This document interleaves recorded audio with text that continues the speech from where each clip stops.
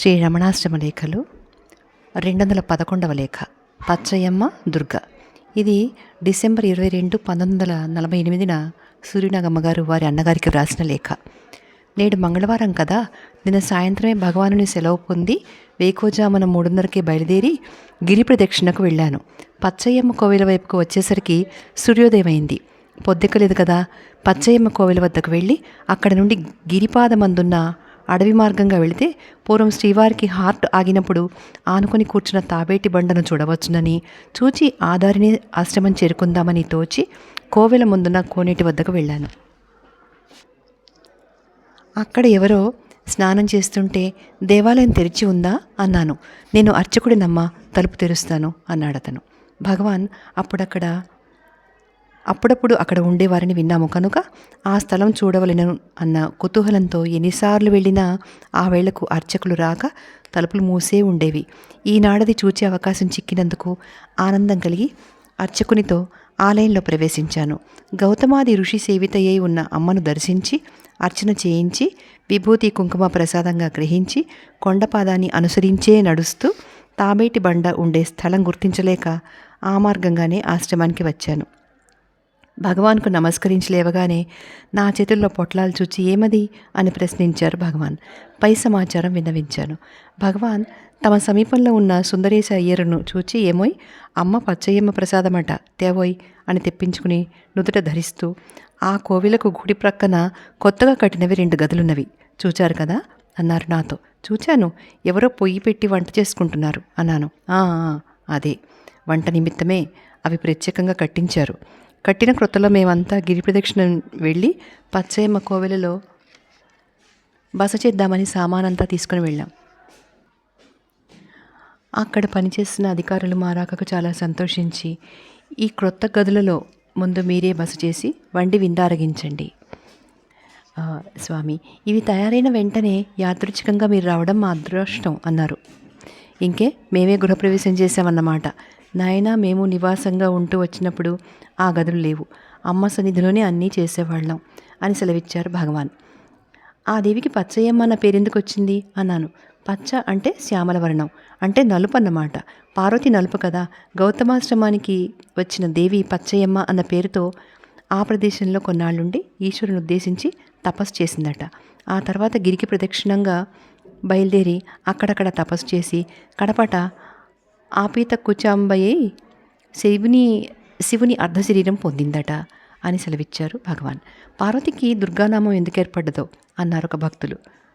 దుర్గముడని రాక్షసుణ్ణి వధించి శాంతించిన దేవీ రూపానికే దుర్గాభిధేయం కలిగిందని అంటారు అన్నారు భగవాన్. ఈ ఊళ్ళో ఉన్న దుర్గాలయంలో ఖడ్గతీర్థం ఉంది కదా, అది ఏ విధంగా ఏర్పడ్డదో అన్నారా భక్తులు. దేవి మహిషాసుర వధ కోసం ఇక్కడి నుండే బయలుదేరిందని, ఆ మహిషాసురుణ్ణి చంపగానే వాడు కంఠంలో కట్టుకున్న శివలింగం దేవి చేతికి అంటుకుని వదలలేదని, ఆమె తిరిగి ఇక్కడికే వచ్చి స్నానం చేద్దామని చూస్తే ఎక్కడా నీరు లేదని, అప్పుడు ఆమె తన ఖడ్గంతో భూమిని చీలిస్తే ఆ తీర్థం ప్రాదుర్భవించిందని, దేవి జలకమాడి తన చేతిని అంటుకొని ఉన్న శివలింగాన్ని ఒడ్డున ప్రతిష్ఠించి ఆ తీర్థంలోనే అభిషేక పూజాదులు నిర్వర్తించి తన్ను ఆవేశించిన రాజసభావాన్ని పరిత్యజించి భక్తాభీష్ట ఫలప్రదాయిని ఇక్కడ వెలిసిందని ప్రసిద్ధి. ఆ తీర్థం జీవవాహిని. ఇక్కడ ఎంత జలాభావం కలిగినా ఆ తీర్థంలో మాత్రం తప్పక నీళ్లుంటాయి అని సెలవిచ్చారు భగవాన్. ఆ కోవిలలో శ్రీచక్రమేదో శిథిలమైతే భగవాన్ సరిచేశారని విన్నామే అన్నారా భక్తులు. అవును, నేను విరూపాక్ష గుహలో ఉండగా దుర్గాంబ కోవిలకు కుంభాభిషేకం జరిగింది. ఆ ఉత్సవానికి ముందే కొంచెం శిథిలమైన శ్రీచక్రం నా వద్దకు తెచ్చి స్వామి ఇది సరిచేసి ఇవ్వాలి అన్నారు. సరేనని సరిచేసి ఇచ్చాను. నిజమే అంటూ మౌనం వహించారు భగవాన్. ఇట్లు సోదరి. 212వ లేఖ. పూరీ పీఠాధిపతుల సమావేశం. ఇది 9 జనవరి 1949 రాసిన లేఖ. వారం 10 రోజుల క్రిందట పూరీ శంకరాచార్యుల వారు ఇక్కడికి వచ్చారు. శ్రీ భగవానులకు వారికి జరిగిన సమావేశం అద్భుతంగా ఉంది. ఆచార్యులు వారు వస్తారని ముందే తెలిసి ఉండడం వల్ల సర్వాధికారి తగురీతిగా ఏర్పాట్లని చేయించారు. భగవాన్ ఇప్పుడు పగలంతా జూబ్లీ హాల్లోనే ఉంటున్నారు కదా. ఆచార్యులు వారు వచ్చిన నాటి మధ్యాహ్నం భక్తులు భగవాన్ సోఫా మీద వ్యాఘ్రాజనం పరిచి యోగిరాట్ చక్రవర్తికి తగినట్లు అలంకరించారు. ఆ సోఫాకు పక్కనే ఆచార్యుల వారికి ఉచితమైన ఆసనం వేసి ఉంచారు. మధ్యాహ్నం 3 గంటలకు భగవాన్ బయటకు వెళ్ళి వచ్చి సోఫా మీద కూర్చున్న వెంటనే భక్తులందరూ యథాప్రకారం నమస్కరించి కూర్చున్నారు. ఆచార్యుల వారు ఊరి నుండి వచ్చి ఇక్కడ వేద పాఠశాలలో బస చేసి పాద ప్రక్షాళనలు తీర్చుకుని శిష్యులు వెన్నంటిరాగా దండసహితులై భగవాన్ సన్నిధికి దయచేశారు. వారు వచ్చేటప్పటికి భగవాన్ పద్మాసనస్థులై సహజమైన మౌనముద్రను ధరించి కూర్చున్నారు. ఆచార్యుల వారు దండసహితులై భగవానుని సమీపించి అభినందన చేశారు. భగవాన్ ఆదరపూర్వకంగా శిరాకంపనం చేసి వారి నిమిత్తం ఏర్పాటు చేసిన ఆసనం మీద కూర్చోవలసిందని సంజ్ఞాపూర్వకంగా తెలియజేశారు. వారందరూ ఉపవిష్టులు కాక నేలపై కృష్ణాజినమున కూర్చుండి తదేక దృష్టితో భగవానుని చూచారు. భగవానులు చలనరహితమైన అనుగ్రహ దృష్టిని వారి వదనం మీద ప్రసరింపచేశారు. ఎవరి నోట మాట రాలేదు. సభంతా గంభీర కాసారం వలె నిశ్శబ్దత వహించింది. దాదాపు ఒక అరగంట వరకు భక్తికి అనుగ్రహానికి కల బాంధవ్యాన్ని తెలియజేస్తూ వారు ఉభయులు అలాగే ఉండిపోయారు. అప్పుడు శ్రీ భగవానుని ముఖమండలం భానుకోటి ప్రభాభాసురమై విరాజిలదొచ్చింది. ఆ తేజో విశేషం వల్ల అమూల్యమైన ఈ సమావేశం చూడవచ్చిన భక్త బృందముల ముఖ పద్మములు వికసించినవి. ఆహా, ఏమి భగవానుని తేజో విశేషం అన్న అమృతవాణి అందరి హృదయ తంత్రులలోనూ మేళవించింది. అందులో ఒకరు అప్రయత్నంగానే ఆహా, ఇప్పుడు ఎవరైనా ఫోటో తీస్తే బాగుండును అన్నారు. ఆ మాటల ధ్వనికి మౌనం చెదిరిందా అన్నట్లు ఆచార్యుల వారు లేచి వందనపూర్వకంగా సెలవడిగి బసకు వెళ్ళారు. నిజంగా ఆ అపూర్వ దృశ్యం చూస్తే సనకాదులను అనుగ్రహింపనవతరించిన దక్షిణామూర్తి ప్రాదుర్భావం స్ఫురణకు వచ్చింది. వృద్ధ శిష్య గురు యువ అన్నదానికి సామ్యంగా ఆచార్యుల వారు కడుంగడు వృద్ధులు. వారి ముందు భగవాన్ యువకుని వలనే ఉన్నారు. అతిశయోక్తిగా భావిస్తావేమో కానీ అప్పుడు ఆ ప్రదేశం కూడా అలాగే ఉంది. సోఫాకు కుడి ప్రక్కనున్న పూదోట నందనవనంగాను, వెనుక ప్రక్కనున్న మామిడి చెట్లను దాటి కోటవలె ఉన్న అరుణాచలం కైలాస పర్వతంగాను, ఎడమ పక్కన శాఖోపశాఖలతో విస్తీర్ణమై ఉన్న బాదం చెట్టు మర్రి చెట్టుగాను, ఎదుటనున్న ఖాళీ ప్రదేశం వికసించిన ముఖ పద్మములు గల భక్తులతో నిండి గంభీర కాసారం వలె ఉండడం వల్ల అదే మానస సరోవరంగానూ తోచింది. గురోస్తు మౌనం వ్యాఖ్యానం శిష్యాస్తు చిన్న సంశయ అన్నట్లు ఆచార్యుల వారు ఆనాటికి ఏమీ ప్రశ్నించనే లేదు. వారు ఇక్కడికి వచ్చే ముందు రాసిన ఉత్తరంలో హరగౌరీ సంయోగే అవచ్ఛాయ యోగ అన్న ఆగమ వాక్యాన్ని గురించిన తమ సంశయం రాశారట. ఇక్కడికి వచ్చినప్పుడే తెలుసుకొని వచ్చునని ఆశ్రమం వారు భగవాన్ అభిప్రాయం తెలియజేశారట. అందువల్ల మరుదినం తమ ఆ సంశయాన్ని గురించి ఆచార్యుల వారు భగవాన్ని అడిగితే ఏమున్నది తెలిసిందే. వ్యాపారాత్మకమైన శక్తి అనగా మనోవృత్తి శుద్ధమై సర్వస్తువగు హరునితో చేరినప్పుడు వృత్తియందు ఆత్మ యొక్క ఛాయ అవతరిల్లుటే అవచ్ఛాయ యోగము అని భగవాన్ సెలవిచ్చారు. నాకు అవగతం కాలేదు అన్నారు పీఠాధిపతులు. భగవాన్ వారి వంక ఒక అరగంట సేపు దృష్టి ప్రసారం చేశారు. వారి కళ్ళు మూతపడినవి. అనిర్వచనీయమైన అనుభూతిని పొంది ఆనంద భాష్పములు జారగా కరములు శిరమున ఘటించి భగవాన్ ఇప్పుడు అవగతమైంది అని నమస్కరించి కుంభాభిషేకం నాటికి తిరిగి రాగలం అని చెప్పి దక్షిణ యాత్రార్థం శిష్య సహితులై వెళ్ళారు వారు. ఇట్లు సోదరి. 213వ లేఖ. శివగంగ పీఠాధిపతుల రాక. ఇది జనవరి 10, 1949 రాసిన లేఖ. పూరి శంకరాచార్యుల వారు వెళ్ళిన తర్వాత ప్రసంగవశంగా ఒక భక్తుడు భగవానునితో, శంకర పీఠాధిపతులలో ఇక్కడికి వచ్చింది వీరొక్కరేనా అన్నారు. నేను విరూపాక్ష గుహలో ఉండగా శివగంగ పీఠాధిపతులు వచ్చారు. వారు ప్రస్తుతం శివగంగ పీఠాధిపతులుగా ఉన్న వారి తండ్రికి తాత. వీరికి వారికి మధ్యన 2 పీఠాంతరాలున్నవి అన్నారు భగవాన్. శివగంగ పీఠం శృంగేరికి శాఖ. వారేమైనా భగవాన్ ప్రశ్నించారా అన్నాడా భక్తుడు. ప్రశ్నించడానికి ఏముంది, వారు మంచి వివేకం కలవారు, పండితులును. నన్ను చూచిన తర్వాత తమ సమీపస్థులతో సుఖి అంటే రమణుడే సుఖి, ఇలాంటి సుఖం నాకు 1000 జన్మలకైనా లభించటం దుర్లభం అన్నారట వారు అని సెలవిచ్చారు భగవాన్. వారు కూడా భగవాన్ ఉన్న చోటనే బస చేశారా అన్నాడా భక్తుడు. లేదు, అదొక విచిత్రమైన సన్నివేశం.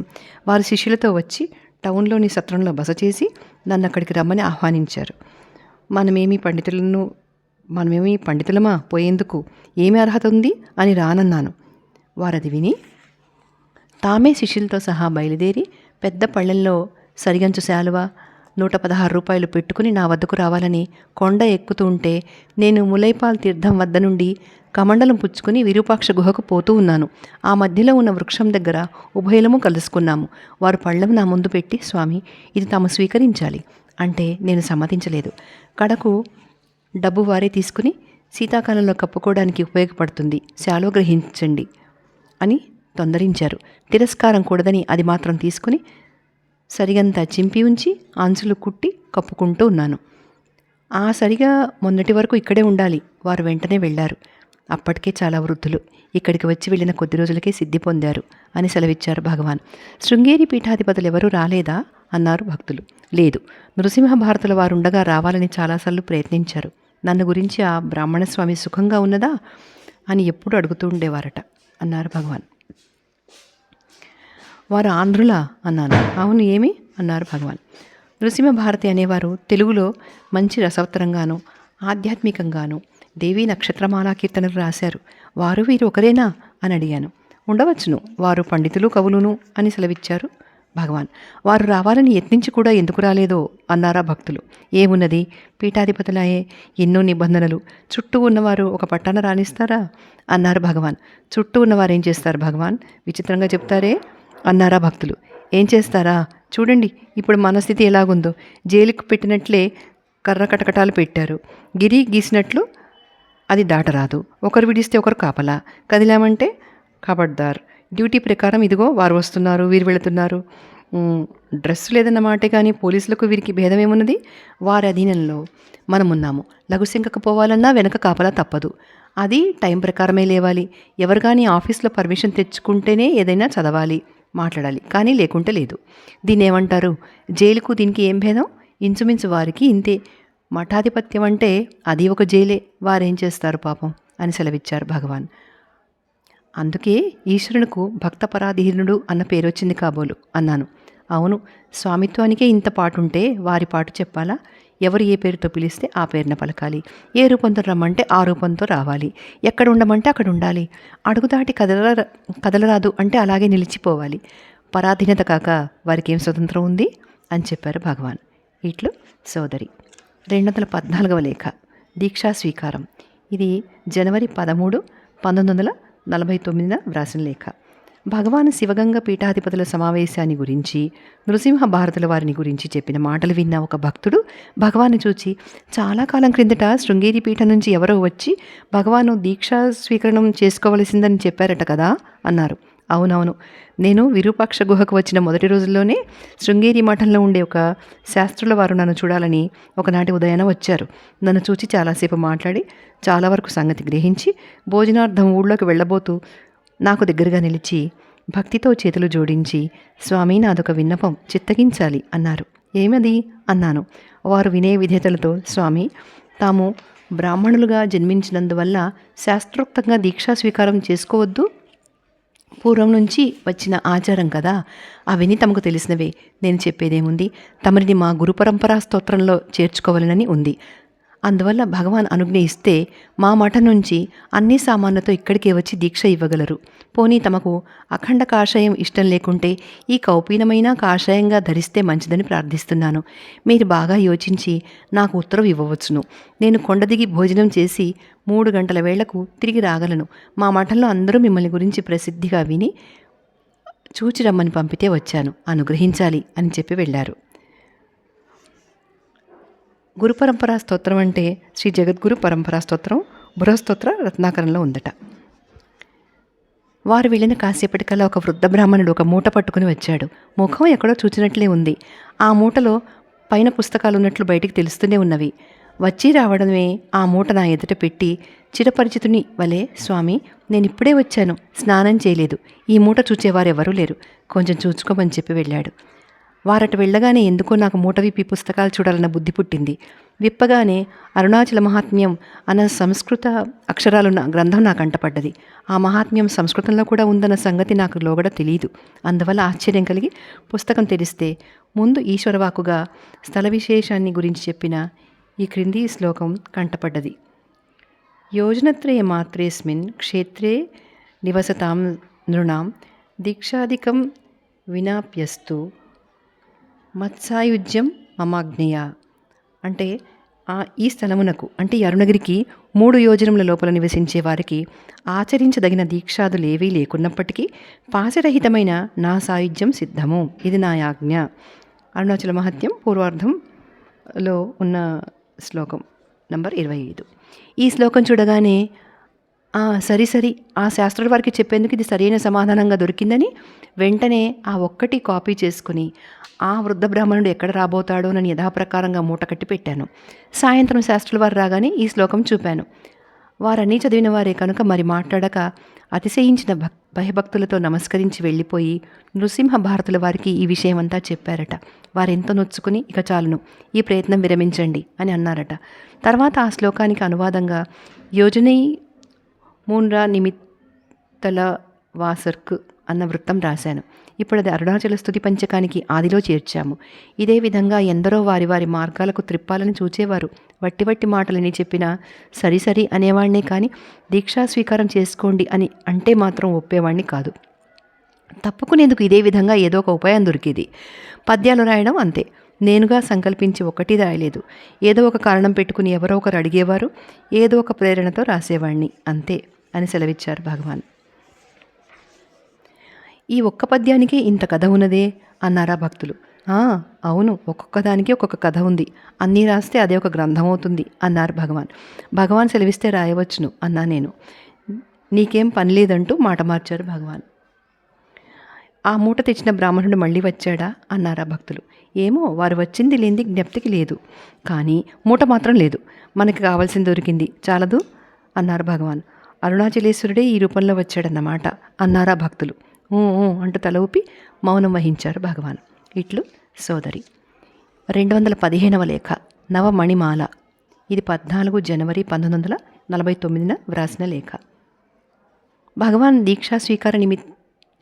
దీక్షా స్వీకార విషయమైన కథ చెప్పగా విన్న ఒక భక్తుడు ఈ ఉదయం 8 గంటలకు శ్రీవారి సమీపంలో కూర్చుని ఇష్టాగోష్ఠిగా మాట్లాడుతూ, పూర్వం చిదంబరం నుండి కూడా ఎవరో వచ్చి నటరాజ దర్శనార్థం రావలసిందని భగవాన్ను తొందరించారట కదా అన్నారు.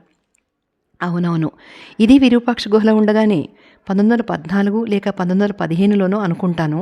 చిదంబరంలో ఉండి దీక్షితుల అంటే అర్చకులలో ఒకరు మన సంగతంతా విని వచ్చి టౌన్లో బస చేసి నిత్యం గుహకు వస్తూ పోతూ ఉండేవారు. వచ్చినప్పుడల్లా అది ఇది మాట్లాడడంలో అప్పుడప్పుడు, స్వామి, ఈ దక్షిణాపథంలో ఉన్న పంచలింగాలలో అంటే పృథ్వీలింగం తిరువారూరు, అప్పులింగం జంబుకేశ్వరం, తేజోలింగం అరుణాచలం, వాయులింగం శ్రీకాళహస్తి, అంబరలింగం చిదంబరం. అంబరలింగం గొప్పది కదా, తామొకసారి అక్కడకు దయచేసి నటరాజ దర్శనం చేసుకోరాదా, దయచేయండి అని తొందర చేస్తూ వచ్చారు. ఆ సందర్భంలోనే ఒకనాడు ఒక కాగితం మీద ఆచలనే యాయిను మచ్చవై తన్నిల్ అనే వెంపా పద్యం రాశాను. తాత్పర్యం ఏమిటంటే, తండ్రి అంటే శివుడు అచలుడే, అయినను ఆ సభ అంటే చిదంబరంలో అచలయైన అంబ ఎదుట ఆడును నటరాజ నృత్యమని భావం. అచల రూపమందు ఆ శక్తి ఉపశమింపగా ప్రకాశించే వెలుగును అరుణాచలమని తెలియము అని అంటే, చెలించే అంబరలింగం కన్నా చలనరహితమై ప్రకాశించే అరుణాచలమే శ్రేష్టం అని భావం. ఆ పద్యం చూచిన తర్వాత వారు నన్ను అక్కడికి రమ్మని పిలవడం మానేశారు. తర్వాత ఆ పద్యం నవమణిమాలకు మొదటిగా చేర్చాము అని సెలవిచ్చారు భగవాన్. నవమణిమాల పద్యాలన్నీ ఇదే విధంగా అప్పుడప్పుడు రాశారు కాబోలు అన్నాడు వెంకటరత్నం. అవునవును అంటూ భగవాన్ చిరునవ్వుతో ఇలా సెలవిచ్చారు. ఇంచుమించు ఆ రోజుల్లోనే ఒకనాడు ఈశ్వరస్వామి ఏం చేశారనుకున్నారు? తమిళనాడులో ఒట్టకూత్తరు అనే ఒక మహాకవి ప్రజలతో పందెం చరిచి పాడిన పద్యాలలో ఇడుక్కప్పుంబడం నిరుప్పుకొండుడన్ అనే పద్యం చదివి భగవాన్ ఇదే భావంతో ఇదే ఛందస్సులో ఈ విధమైన యతిప్రాసలతోనే ఒక పద్యం రాయాలి అని పట్టుబట్టి కూర్చున్నారు. ఒట్టకూత్తరు ఆ విధమైన యతిప్రాసలతో పద్యం రాస్తానని ప్రజలతో పందెం చరిచి చింగళరాజా తనకిచ్చిన పారితోషములను గురించి, తన పాండిత్య ప్రతిభను గురించి సభలో పొగుడుకుంటూ ఆ పద్యం రాశారు. నన్ను అదేవిధంగా రాయమంటారు వీరు. ఏం చేసేది? ఇప్పుడు ప్రస్తుతం నవమణిమాలలో 8వదిగా ఉన్న భువికు పొంగిడుం భువి చుర్పుంగనన్ భువి చుర్పుంగవన్ అన్న పద్యం రాశాను. తాత్పర్యం ఏమంటే, భూమికి అతిశయమగు భూమినాథేశ్వరుని పురమైన తిరుచుళియందు పుణ్యాత్ముడైన సుందరయ్యరనే పతికి అళగమ్మ అనే సతికి జన్మించిన నన్ను భూవిభుడైన అరుణాచలుడు తన హృదయం ఉప్పొంగా భువిని గల విషయములచే కలుగు తాపముల నుండి తప్పించి చిన్మయము జ్వలింప తన్మయముప్పొంగా తన పదము నాకిచ్చెను. ఇదే భావం. మిగతా 7 పద్యాలు ఇదే విధంగా ఏదో ఒక కారణం వల్లనే రాయడమైంది. ఆ కారణాలు కూడా ఏవో సెలవిస్తే అన్నాను నేను. సరి నీకేమీ పని లేదు అని అంటూ ప్రసంగం తప్పించారు భగవాన్. ఇప్పటికి ఇంతే ప్రాప్తం అని ఊరుకున్నాను. ఇట్లు సోదరి. ఈ వీడియోలో 215 లేఖలు అయినాయి. ధన్యవాదాలండి.